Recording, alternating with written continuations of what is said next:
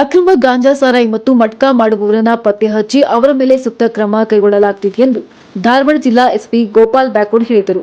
December ಅಂತ್ಯದಲ್ಲಿ ಅಪರಾಧ ತಡೆ ಮಾಸಾಚರಣೆ ಅಂಗವಾಗಿ ಒಂದು ವಿಶೇಷ ತಂಡವನ್ನು ರಚಿಸಲಾಗಿದ್ದು, ಎಲ್ಲ ಕಡೆಗಳಲ್ಲಿ ಮಾಹಿತಿಯನ್ನು ಆಧರಿಸಿ ಅದರ ಮೇಲೆ ಅಕ್ರಮ ಮಾರಾಟದ ಮಟ್ಕಾ ಮತ್ತು ಗಾಂಜಾ ಪ್ರಕರಣವನ್ನು ಭೇದಿಸಿ ಕ್ರಮ ಕೈಗೊಳ್ಳಲಾಗುತ್ತಿದೆ.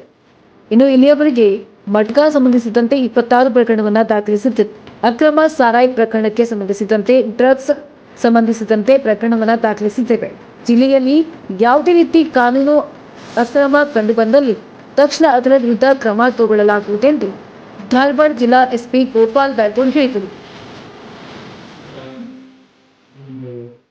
16 ಡೇಸ್ ಅಲ್ಲಿ ನಾವು 9 ಪ್ರಕರಣ ದಾಖಲಿಸಿದ್ದೀವಿ.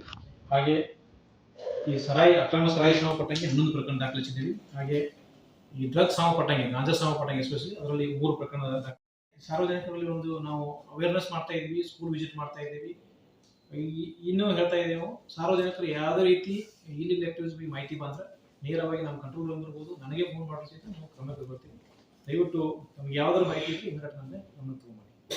ಆಮೇಲೆ ಜೊತೆಗೆ ಇಷ್ಟು ಮಾಡೋದಾದ್ರೆ ಇಂಥ ಪ್ರಕರಣಗಳಲ್ಲಿ ಯಾರ್ಯಾರ ಭಾಗಿಯಾಗಿದ್ರು, ಈ ಮುಂಚೆ ಪ್ರಕರಣದ ಭಾಗಿಯಾಗಿದ್ರ ಬಗ್ಗೆ ನಾವು ಆಲ್ರೆಡಿ ಈ ವರ್ಷ ನಾವು ಗಡಿಪಾರ ಪ್ರಕರಣ ಸಹಿತ ಮಾಡಿದ್ದೀವಿ. ಅದರಲ್ಲಿ ಈ ಸರಾಯಿ ಸಂಬಂಧಪಟ್ಟ 4 ಜನರ ಮೇಲೆ, ಈ ಮಟ್ಕಾ ಸಂಬಂಧಪಟ್ಟ 4 ಜನರ ಮೇಲೆ, ಹಾಗೆ ಮತ್ತೆ ಈ ಇಸ್ಪೀಟ್ ಸಂಬಂಧಪಟ್ಟ 2 ಜನರ ಮೇಲೆ ಗಡಿಪಾರ ಕ್ರಮ ಕೈಗೊಳ್ಳುತ್ತೆ. ಸ್ಥಳೀಯ ಸುದ್ದಿಗಳಿಗಾಗಿ ನೋಡ್ತಾ ಇರಿ ಧಾರವಾಡ ನ್ಯೂಸ್.